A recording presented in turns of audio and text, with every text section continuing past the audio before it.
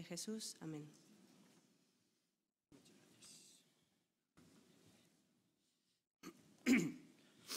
Y muchas gracias a Carmen y a todos los que antes, y a todas las que antes, pues han pasado por aquí para compartir un poquito de sus vivencias personales con el Señor, porque al final eso tiene el valor añadido a cualquier reflexión o cualquier predicación, el valor de lo personal, de lo vivido, no solo de las verdades que se dicen, que lo son, sino el impacto que esas verdades tienen en las vidas. Así que, a pesar del esfuerzo que siempre supone, pues agradecemos mucho que pueda ser así.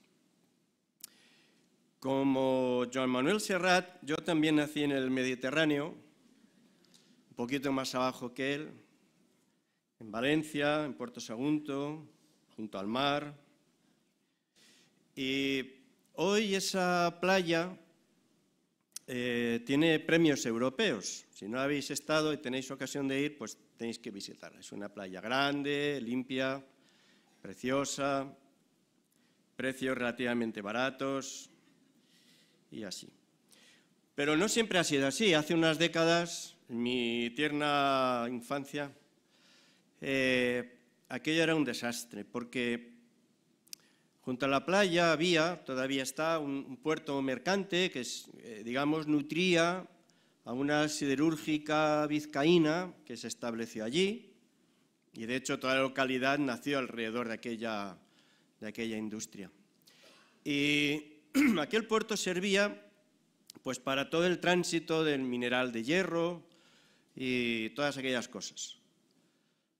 Y pues todos los cuidados que ahora son tan comunes del medio ambiente y todo aquello, pues era bien distinto. Vamos, no había ninguno. O si lo había, no se tenían en cuenta. Así que todo estaba muy sucio. Y además los barcos aprovechaban para, cuando fondeaban, pues para hacer sus limpiezas y todas estas cosas. Y todo acababa en el mar y todo acababa en la playa. Así que era bastante habitual que tú entraras al agua y salieras cubierto de porquería de los pies a la cabeza, especialmente manchado de alquitrán. El alquitrán, no sé de dónde lo sacaban, pero se te pegaba al cuerpo que no salía ni con estropajo, ni con lejía, ni con nada de nada de nada. Y aunque no hayáis nacido a la orilla de la playa, pero bueno, todos hemos visto imágenes similares, ¿no?, en televisión de cómo las rocas y las gaviotas y todo lo que hay por ahí, pues se mancha de petróleo, de suciedad, y al final hace la vida imposible. No puede haber nada vivo con semejante contaminación. Bueno, pues así como hay una contaminación que ensucia los cuerpos, hay una contaminación que mancha el alma. Manchas que arruinan nuestra vida espiritual. No ya en un sentido estricto de nuestra fe, sino en lo que somos como personas. En lo que somos o en lo que estamos llamados a ser como humanos y más aún como hijos de Dios. Y de esa contaminación y de esas manchas que a veces son tan feas y dañinas como el alquitrán, pues de esto nos advierte la palabra de Dios. Y nos llama a identificarlas, las nuestras, no las de otros. Y nos llama a evitarlas, y nos llama a limpiarlas, porque como sucede con el ambiente, pues también pueden arruinar nuestra vida espiritual, nuestra condición de personas, en lo más profundo que esa palabra significa y desde luego en nuestro trato con Dios. En la epístola a los Filipenses, en el capítulo 2, encontramos uno de estos llamados en el versículo 15, a ser irreprensibles, sencillos, hijos de Dios, sin mancha. Muy curioso, porque en algunos lugares, en otros versículos, habla de evitar la mancha y la contaminación, que es una palabra que, bueno, hoy es muy cercana a nuestros oídos, pero fijaos, hace 2000 años no tenía por qué serlo tanto, pero ya el Nuevo Testamento a menudo habla de esto, ¿no? de la contaminación, de las manchas y la contaminación. Hijos de Dios sin mancha, en medio de una generación maligna y perversa, en medio de la cual resplandecéis como luminares en el mundo. Una generación maligna. Otras versiones dicen una generación torcida, un mundo, una sociedad lleno de gente de esta manera. Es imposible asomarse a la calle sin que nos golpeen por todos los lados las noticias de suciedad y de contaminación moral. Políticos corruptos y luego un fenómeno curioso y de algunas formas decepcionante también, porque están los políticos corruptos y luego están los que disculpan la corrupción si los sinvergüenzas son nuestros sinvergüenzas. Sí, son sinvergüenzas, pero los otros son más sinvergüenzas todavía. Y entonces, en esa dinámica de yo menos porque tú más, pues parece que todo se disculpa. En fin, vamos a gastarnos en esto, ¿no? Pero todos los famosos, es decir, la gente que sirven de referente de alguna manera, ¿no? Y muestran sin ningún rubor, de hecho, casi alardean de sus infidelidades, sus adulterios, pero cosas quizás menos llamativas. Hablaba ayer con una hermana, está preparando unas oposiciones de estas que son de méritos, ¿no? Hay que aportar pues su currículum y sus estudios y su experiencia, y me decía hasta escandalizada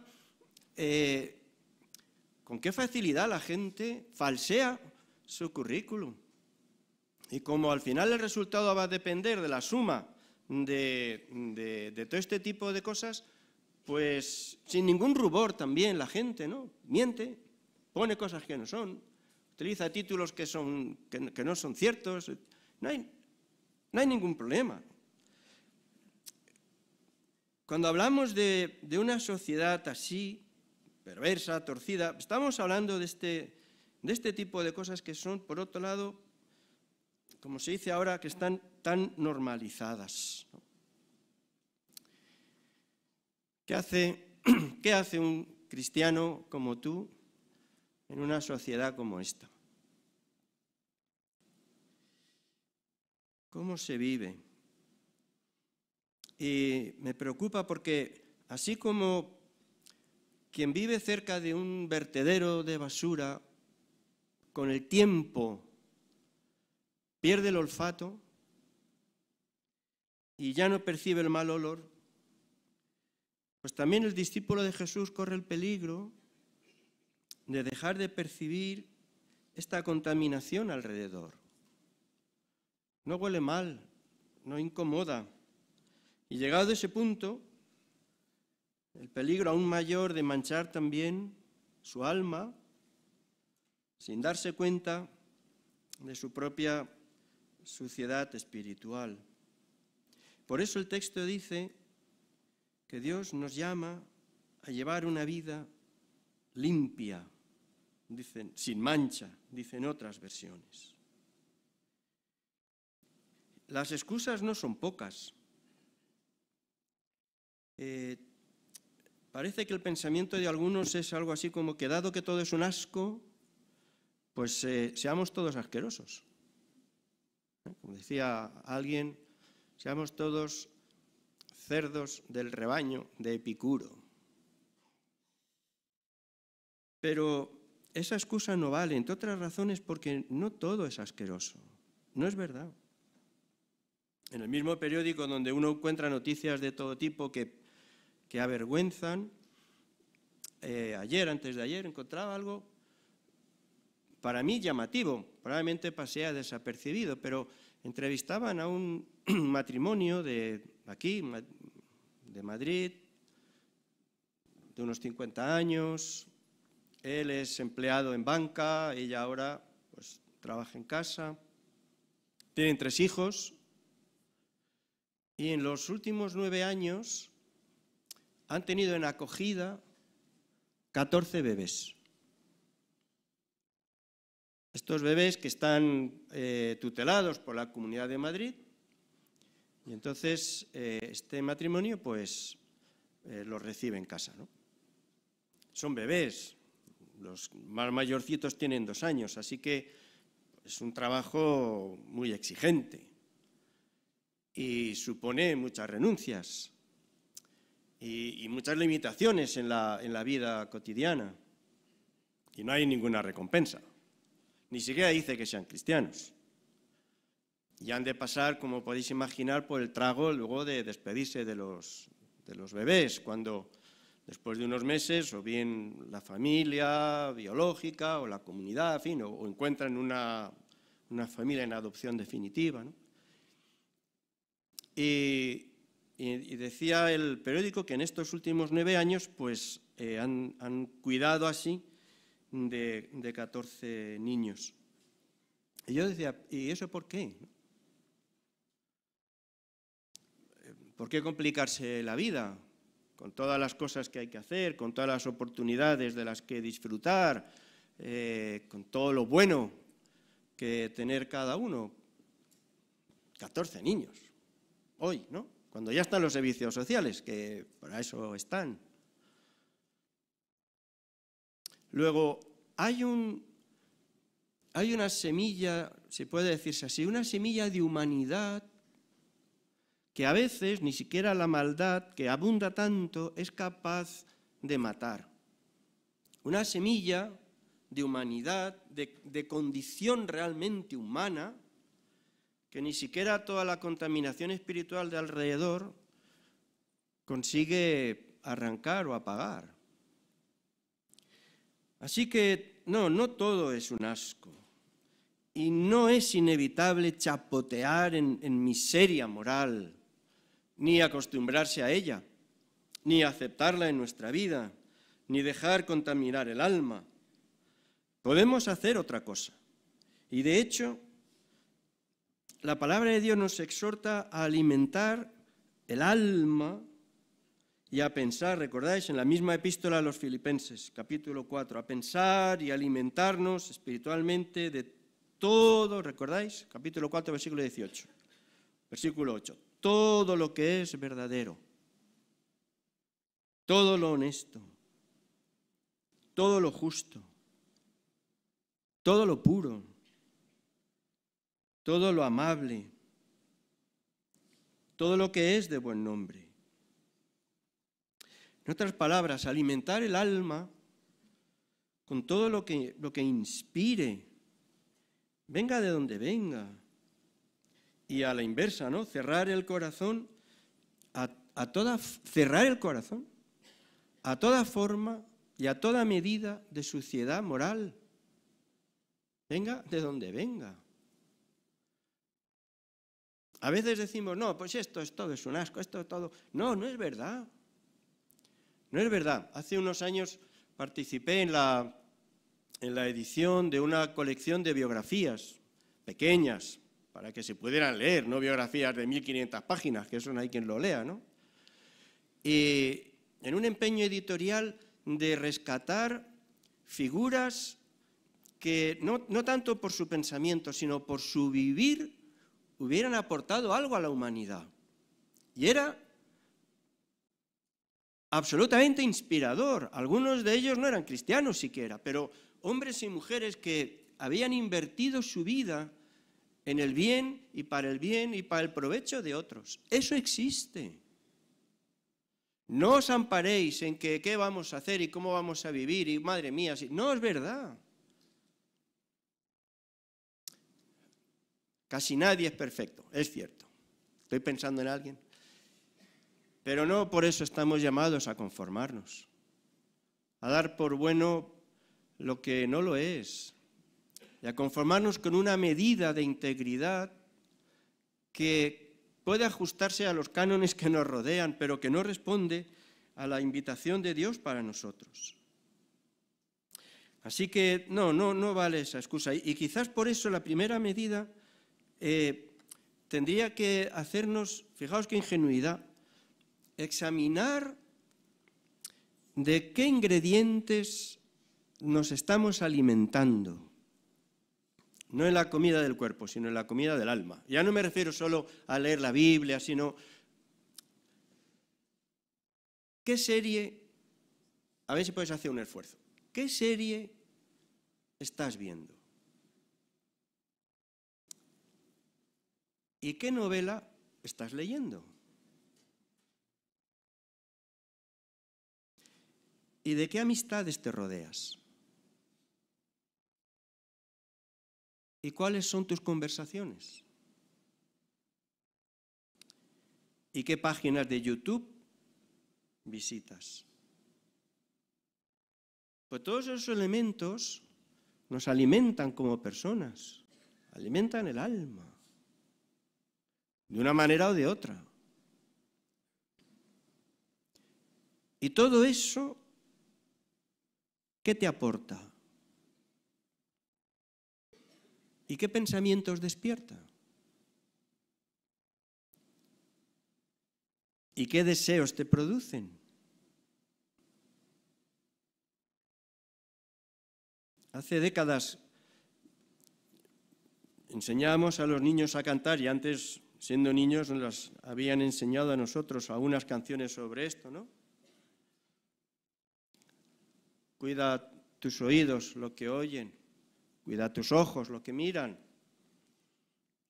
Porque todos esos elementos van, de alguna manera, van nutriendo el alma, para bien o para mal.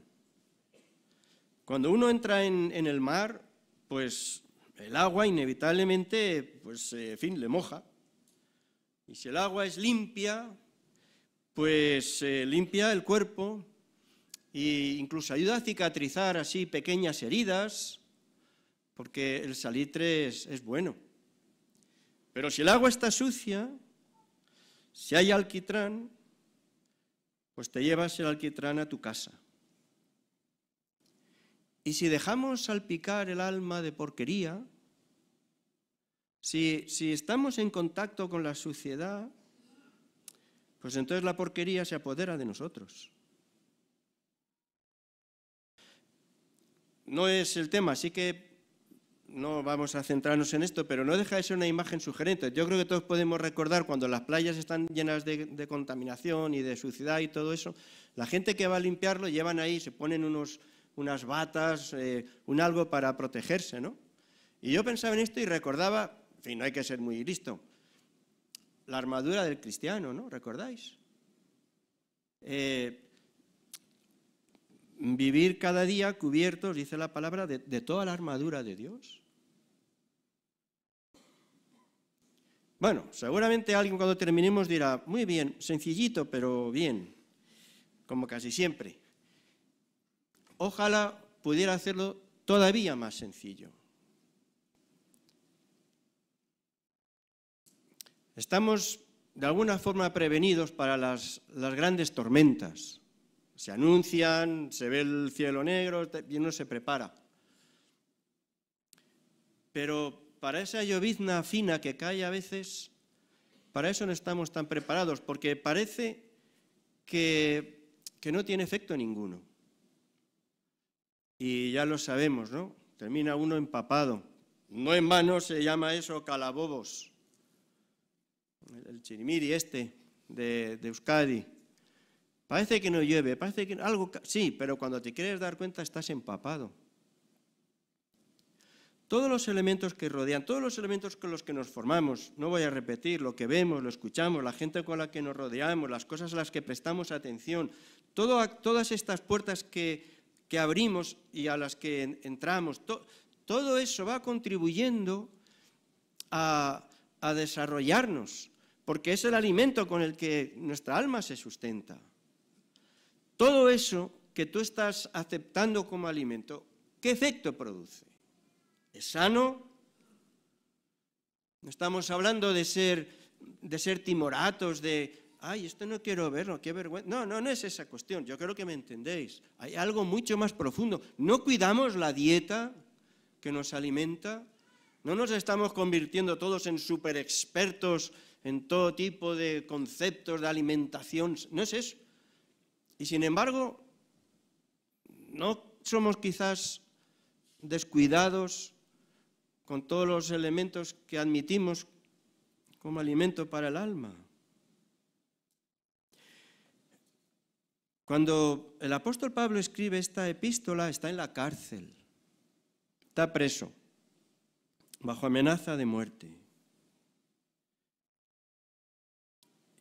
Y otra excusa, un argumento más o menos que nos planteamos es que en este mundo tan cruel, en esta sociedad salvaje, pues es que solo el mal produce beneficio. No se puede ser bueno en este mundo. ¿No lo habéis oído eso? No se puede ser bueno. De alguna forma es decir, no merece la pena. Es verdad, demasiado a menudo vemos que la maldad, la suciedad, tiene éxito en la sociedad. ¿Les va bien? Siempre ha sido así.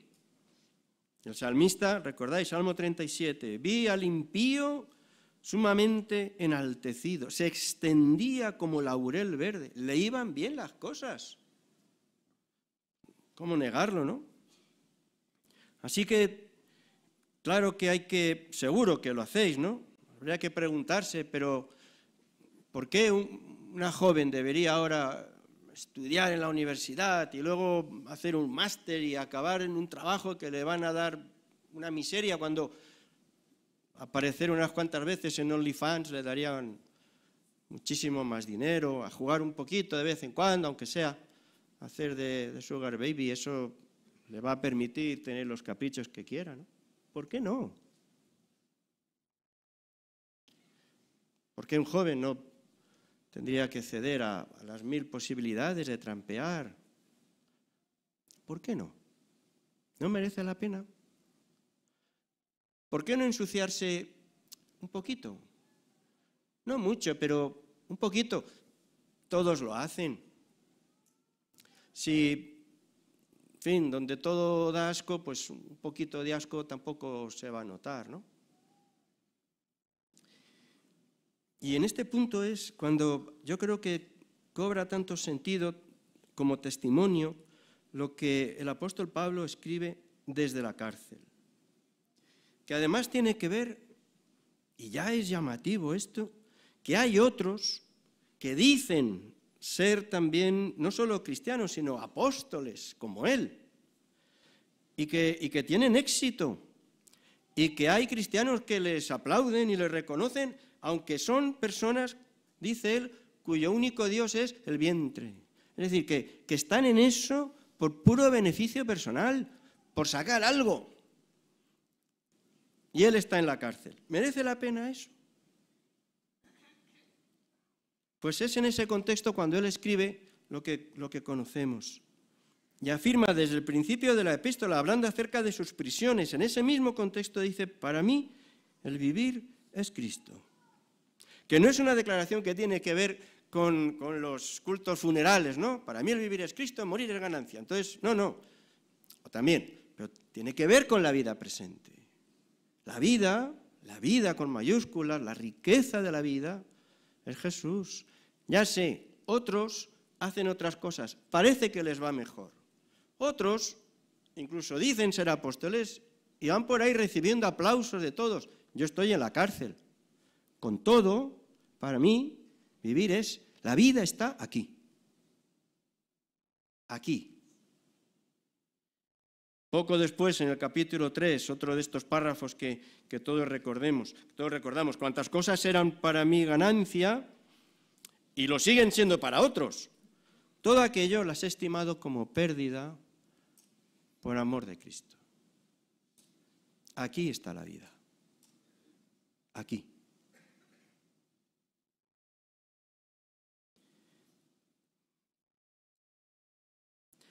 La vivencia de cada uno es de cada uno. La de Pablo la conocemos, ¿no? Camino de Damasco, todo aquello. La de Carmen la hemos escuchado hace unos minutos. Cada uno tiene la suya. Pero todos tenemos que manejarnos con esta disyuntiva. ¿Merece la pena ensuciarse? ¿Merece la pena pringarse de alquitrán y basura porque, oye, aquí hay valor? ¿O merece la pena renunciar a eso, aún con nuestra debilidad? Porque hay algo mejor. Porque la vida, en el sentido más pleno, más humano, y humano en el sentido más verdadero, está en Jesús. Recuerdo una joven musulmana, nos conoció hace ya años, ¿no? Y un día se atrevió a hablar conmigo porque decía que yo, pues, soy el presidente de... ¿Usted cómo es el presidente de esto? Y la primera pregunta, la primera curiosidad sobre el tema de la fe era, ¿y vuestra religión cuántas cosas prohíbe? De todas las maneras de acercarse a la fe, yo creo que quizás no sea la más... No, es que la mía prohíbe muchas, ¿no? Es que aquí no estamos hablando de eso, estamos hablando de vida, de humanizar la vida humana, en el sentido más genuino. Y moverse en esta dirección es algo que solo produce un corazón convencido del amor de Dios, de un Dios sabio, y que a quien por tanto merece la pena escuchar sus consejos y sus criterios para la vida, que a menudo son diferentes de los que vemos alrededor. Pero esto es la fe, esto es fiarse, estar convencido de que a pesar de todo merece la pena fiarse de aquello que el Señor tiene para nosotros. El Señor Jesús puso algunos ejemplos con algunas historias, con algunas imágenes, algunas parábolas. Y cuando hablaba acerca del reino de Dios, no hablaba de amenazas o de cosas negativas, hablaba, recordáis, de tesoros, de perlas preciosas, por las que merece la pena venderlo todo para poder comprar eso, porque es mejor, porque enriquece de una manera más plena y más genuina que cualquier otra forma de entender las riquezas.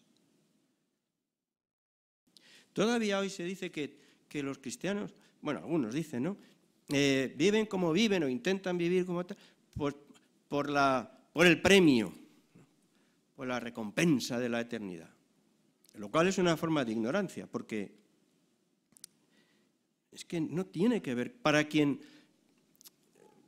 se introduce, aunque sea un poquito, en este vivir de la mano de Dios y guiado por la voluntad de Dios, no, ya es que no digo que no cuente lo del cielo, pero es otro nivel. Conocéis, ¿no?, el poema del siglo XVI, parece que era, ¿no? Pero ya lo expresa: no me mueve, mi Dios, para quererte el cielo que me tienes prometido, ni me mueve el infierno tan temido para dejar por eso de ofenderte. Muéveme, en fin, tu amor. Y en tal manera que aunque no hubiera cielo yo te amara, aunque no hubiera infierno te temiera. No me tienes que dar porque te quiera, pues aunque lo que espero no esperara, lo mismo que te quiero, te quisiera. En algún momento yo me tropecé con este poema, pero mucho antes, estas mismas cosas se las escuché a mi abuela materna. Lo mismo. Una mujer que vivió en una masía, en Alcarrás, cerca de Lleida, que conoció del Evangelio a través de un hermano que había viajado a la Argentina para trabajar, que allí la familia, los dueños de la finca donde él trabajó, cuando regresó a España, le dieron un libro, le dijeron que lo guardara porque era un tesoro. Y él pues, lo guardó, lo envolvió y lo guardó. Un domingo, que no podían trabajar la tierra porque llovía, fueron a la ciudad, a Lleida, al centro. Esto es verdad, ¿eh? Y paseando por allí, oyeron en un bajo un grupo de personas que estaban cantando. Y el hermano de mi abuela reconoció aquella canción como una de las que cantaban los dueños de la finca donde trabajó en Argentina. Y entraron. Y se convirtieron. Y después mi abuela. Y con la guerra lo perdieron absolutamente todo. Todo. Tuvieron que buscar una vivienda ya en la ciudad y además arrastrar el estigma de ser protestantes. Después de la guerra civil ya sabéis lo que aquello significaba, ¿no? Pero yo a ella le escuché decir esto, y a mi madre mencionarlo, que le decía a su madre, es que aunque no hubiera cielo, aunque todas estas cosas no fueran, al final no fueran así, ha merecido la pena. Ha merecido la pena.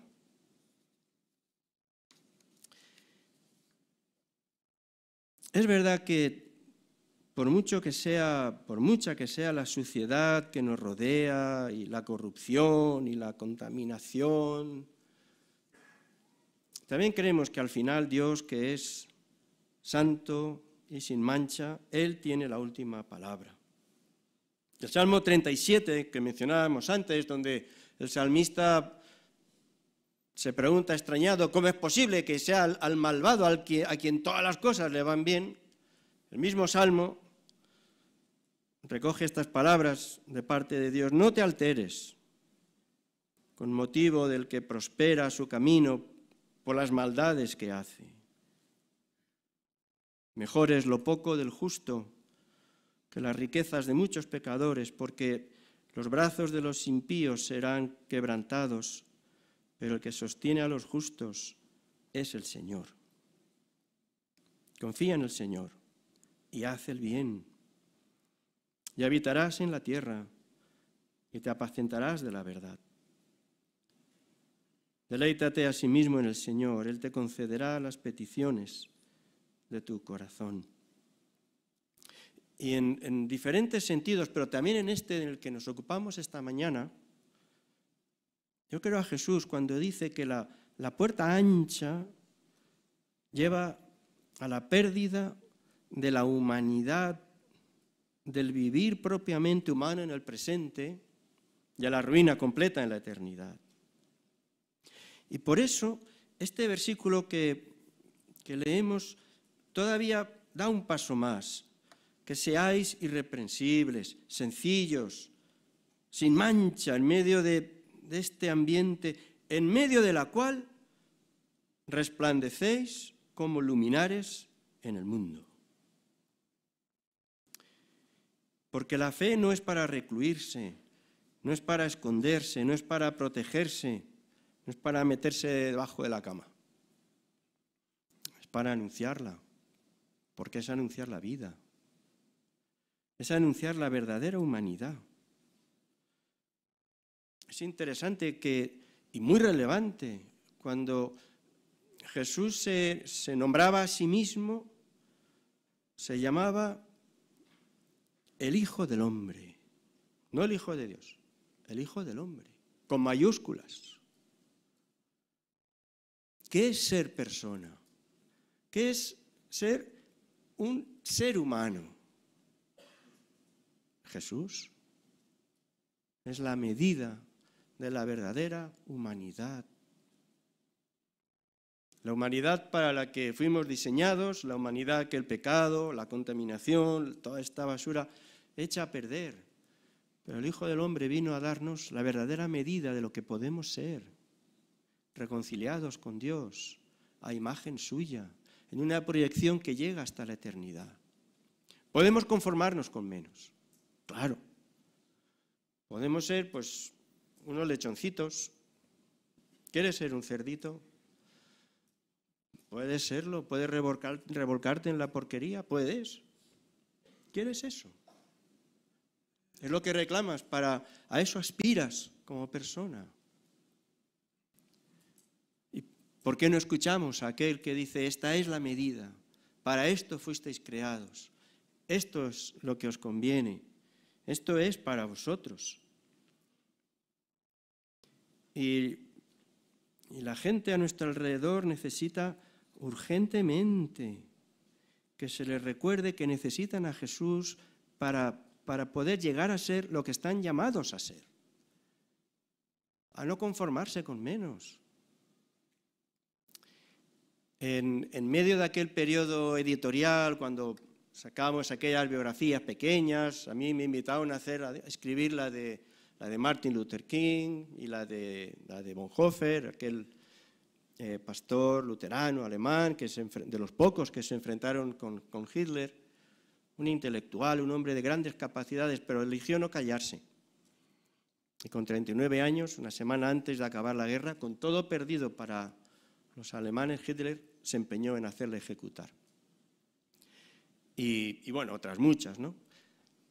En medio de aquella fase así editorial, pues en las listas de libros más vendidos en nuestro país, por meses y meses y meses, el libro más vendido fue la biografía de Belén Esteban, de la que, como apenas conozco nada, no tengo nada que decir. Pero, ¿estos son los referentes que queremos? ¿Estos son los referentes que hay en la sociedad? ¿Callaremos? ¿No les ofreceremos algo mejor? No nuestras biografías, que son bastante poca cosa, pero sí Jesús. ¿Quién va a enseñar a las personas a ser todo lo que pueden ser? Sino los que conocemos de Jesús, si vivimos como discípulos de Jesús, trayendo esperanza de plenitud de vida en esta vida y esperanza para la eternidad, a condición de que seamos sal, claro, sal que sala, ¿no? No que pierde su labor. Hemos sido salvados por la misericordia de Dios para ser, la epístola a los Efesios lo dice de forma muy interesante, para que cada uno de nosotros seamos sin mancha, siempre usan esa expresión, y dice después que para que juntos seamos también una iglesia sin mancha, y todo eso para presentarnos así, sin mancha, delante de nuestros vecinos y sin mancha delante de la gloria de Dios. Así que yo suplico realmente al Espíritu Santo de Dios que me ilumine a mí delante de la palabra con su luz, esa luz poderosa y cálida, para que me permita ver cada mancha, por pequeña que sea, que habita en mi alma. Y suplico al Espíritu Santo de Dios que me ayude a vencer todas las excusas con las que a veces me sigo acercando a fuentes que no dan más que agua sucia y de las que, sin embargo, todavía en alguna medida me sigo nutriendo y que, por tanto, ensucian mi alma. Y, sobre todo, suplico al Espíritu Santo de Dios que me permita ver a Jesús, mirad qué expresión tan bonita con la que prácticamente termina el texto bíblico, a ver a Jesús como la estrella resplandeciente de la mañana, en toda su hermosura. No en lo físico, claro, pero entendéis, ¿verdad? La estrella resplandeciente de la mañana, en toda su belleza. El tesoro por el que merece la pena venderlo todo. Y quizás sea esta nuestra primera necesidad, ¿no? Que el Espíritu de Dios nos permita ver la hermosura de la gloria del Señor, de alguien de quien merece la pena fiarse para conducir la vida, de cuyas palabras y exhortaciones merece la pena apropiarse y en cuyo nombre merece la pena también cerrar todas las puertas, todas las ventanas y todas las fuentes que cerca de nosotros no quieran sino traer porquería, contaminación y mancha, para llenar la vida, de vida abundante, de vida buena, de vida limpia. Otros se revuelcan en el alquitrán. ¡Ay, qué pena! Nosotros aspiramos a algo mejor y animamos a otros a participar de esa vida que viene de Jesús. Él nos ayuda, ¿vale?